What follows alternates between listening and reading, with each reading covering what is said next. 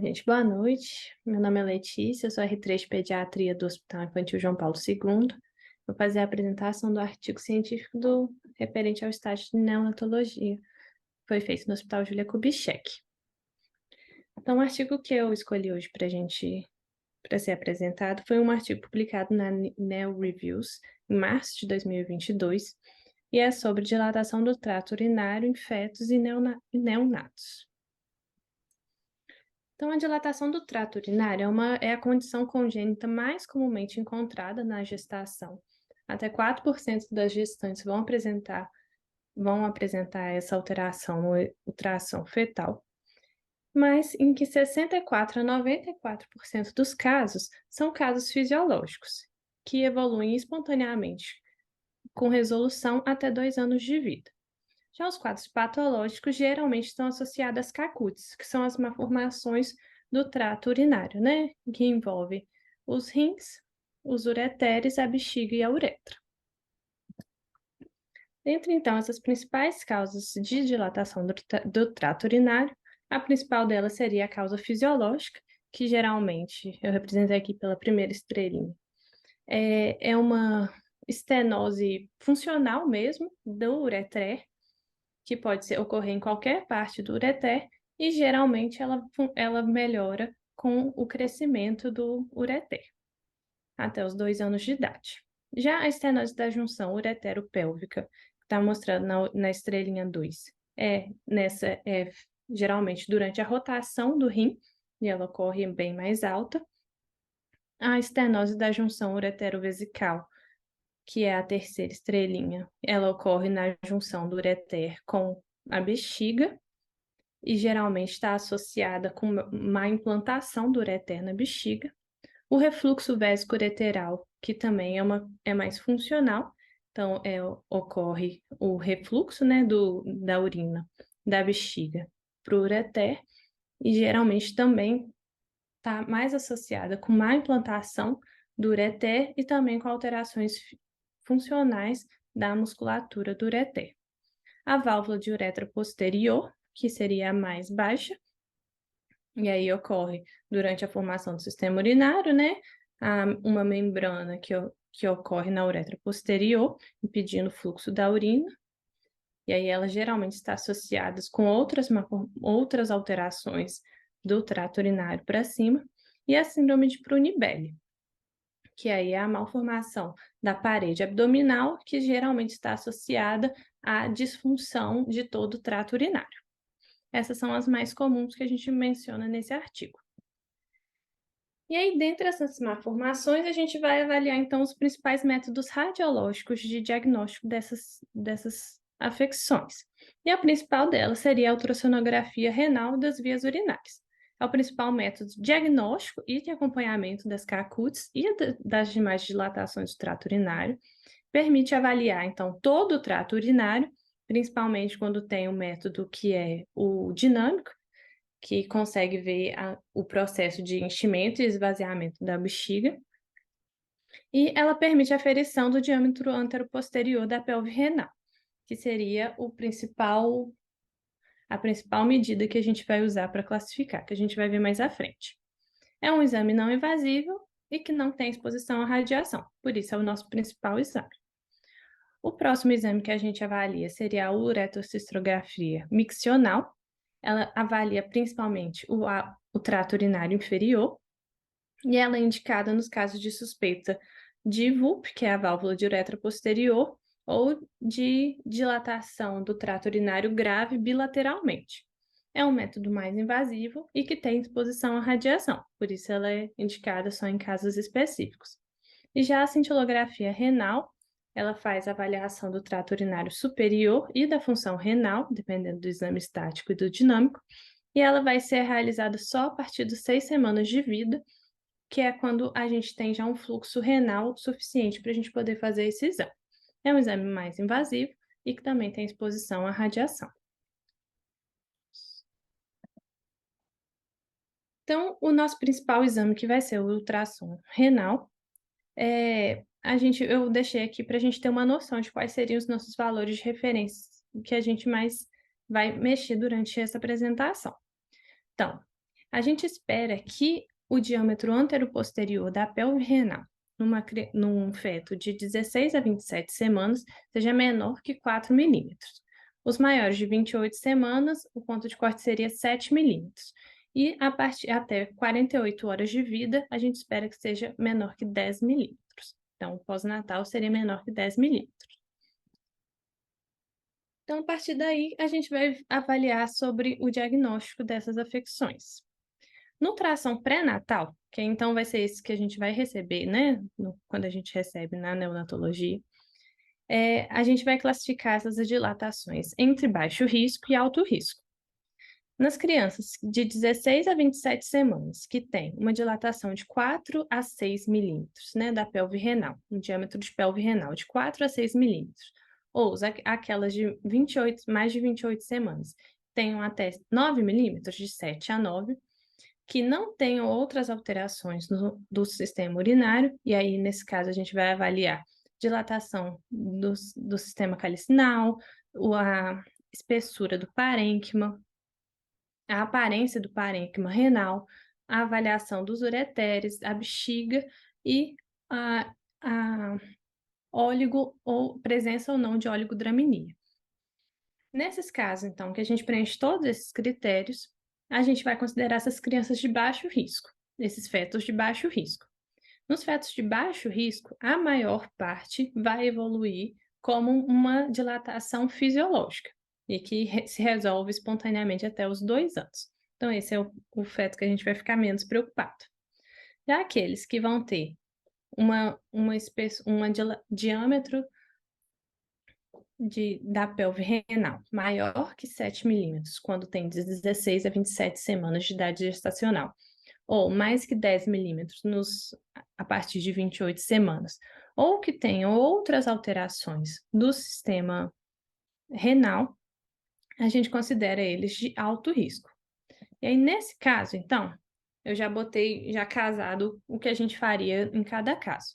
Então, nos pacientes de baixo risco, a gente pensa, a proposta, né, seria de repetir um ultrassom pré-natal com mais de 32 semanas de idade gestacional, e aí, nesse caso, a maioria dos casos já se resolveu, seria um quadro só transitório, ou depois do nascimento, repetir o ultrassom renal a partir de 48 horas a 1 mês de vida.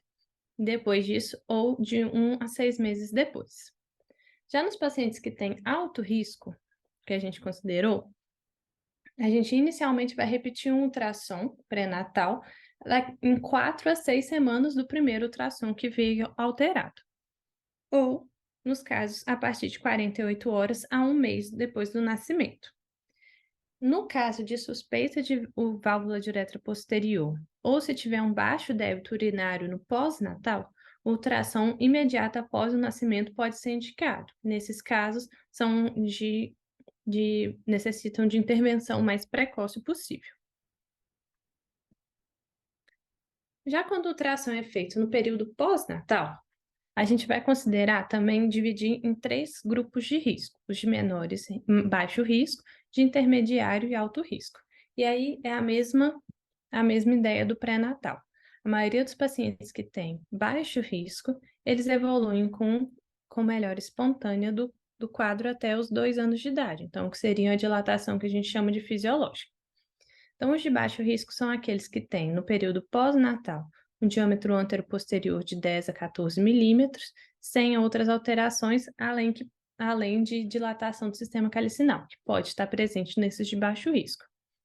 Os de risco intermediário seriam aqueles que têm o DAP, né, o diâmetro anteroposterior, maior ou igual a 15 milímetros, e que tenham outras alterações do sistema renal, como a alteração do ureter ou da dilatação do sistema calicinal também, periférica, né, que seriam os cálices menores. Já aqueles de alto risco são a partir de 15 milímetros, mas que tenham outras alterações do sistema renal. Então, pode ter dilatação né, do sistema calicinal menor, alteração da espessura e da aparência do parênquima, os ureteres anormais ou bexiga normal. e eles são considerados alto risco. Nos casos, então, dos pacientes de baixo risco, o ultrassom de follow-up é feito daqui a 1 a 6 meses, a maioria acaba ficando um pouco mais para frente. Nos de risco intermediário seriam de 1 a 3 meses, os pacientes de alto risco, um ultrassom tem que ser repetido em pelo menos um mês. O uretrocistografia miccional, nos pacientes de baixo e médio risco, ela vai ser a critério do clínico. Então, dependendo da suspeita clínica, como por exemplo, se você está suspeitando de um refluxo importante, ou a suspeita clínica é de uma estenose de Jupe. Então, na estenose de Jupe, a uretrocistografia miccional provavelmente não vai ser tão útil. Já no refluxo, ela vai ser mais útil. Então, vai ser a critério clínico. Já nos pacientes de alto risco, ela é recomendada na maioria dos casos, devido a essa alteração global do sistema renal. O uso de antibiótico profilático nos pacientes de baixo e médio risco também vai ser a critério do clínico. Na maioria dos casos, ele vai ser recomendado só em caso de infecção urinária prévia. Já nos pacientes de alto risco, esse artigo recomenda que use para todos os pacientes. E a avaliação funcional do rim, que seria a cintilografia, nos pacientes de baixo risco ela não é recomendada, nos pacientes de baixo e alto risco, ela vai ser também a critério do pediatra que vai estar acompanhando essa criança. E aí, geralmente, esses pacientes vão estar sendo acompanhados pelo especialista, que vai ser o nefrourologista pediátrico. Então, o nosso trabalho na neonatologia seria principalmente esse primeiro ultrassom, né? Que a gente vai fazer a partir da nossa definição do risco de CACUT, de presença de CACUT, e a gente tem que focar no acompanhamento que a gente vai fazer pós-alta da unidade. A intervenção fetal. Então, agora a gente vai partir para essas intervenções no período neonatal e no período perinatal. Então, a intervenção fetal é de uso controverso, ela vai ser aí já ficar mais a cargo da medicina fetal. Ela pode ser indicada em alguns casos de válvula de uretra posterior, que tem uma oligodraminia importante, mas que a função renal fetal é preservada. E aí essa parte que fica um pouco mais difícil. A função renal fetal, ela pode ser avaliada por vários marcadores que conseguem ser feitos intraútero, mas são exames de alta complexidade e baixo acesso no nosso sistema. O objetivo da intervenção seria prevenir a hipoplasia pulmonar secundária à oligodraminia.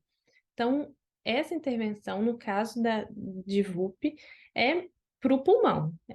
A parte da função renal associada à VUP, ela geralmente a gente não consegue mais intervir, porque o problema é muito inicial no processo da formação do trato urinário, e aí geralmente esse rim já vai ser displásico, mesmo que você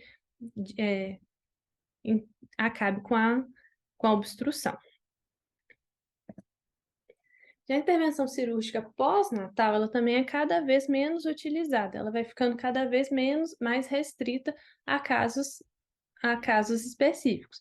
Porque, como eu falei, a maioria dos casos, né, das dilatações do trato urinário vão se resolver espontaneamente até 2 anos. E até os casos que são, de fato, CACUT, a maioria dos casos também com crescimento e com acompanhamento, elas vão ser de resolução também espontânea ou que não vão causar nenhum prejuízo maior. Então, ela vai ser indicada em alguns casos de estenose de JUP, né, que é a junção ureteropélvica, e de junção ureterovesical. Em raros casos de refluxo vésico-ureteral, e aí nesse caso ainda é bem menos utilizado ultimamente. E nos casos de síndrome de Prunibelli, que aí nesses casos a maioria vai precisar mesmo da intervenção cirúrgica, mas aí são várias intervenções cirúrgicas para reconstrução e para recuperação da parede abdominal, e nos casos de válvula de uretra posterior, que vai ser realizado, né, pode ser feita a ablação da membrana, que causa a obstrução, ou, em alguns casos, a opção seria a vesicostomia. E aí, no caso, a indicação ou não da cirurgia vai ser feita a partir pelo cirurgião pediátrico ou urologista que acompanha o quadro. Já o prognóstico. Então, como eu já falei aqui em alguma parte dessa conversa nossa, a maioria dos casos tem resolução espontânea, mas algumas doenças, algumas CACUTs vão causar doença crônica, renal crônica terminal. É a principal causa de doença renal crônica são as CACUTs, as malformações do trato urinário. E aí, os preditores de pior prognóstico, para a gente, já pensar em um futuro mais longínquo desses nossos nenéns, seriam nos casos em que tem a dilatação do trato urinário grave ou bilateral, em que já tem o parênquima renal anormal, então displásico, ou que já seja afetado pela obstrução, nos casos que está associada à oligodramia e a prematuridade, também é um preditor de pior prognóstico para aquela criança. E, além disso, os piores, dentre esses, os piores prognósticos são os pacientes que têm a válvula de uretra posterior.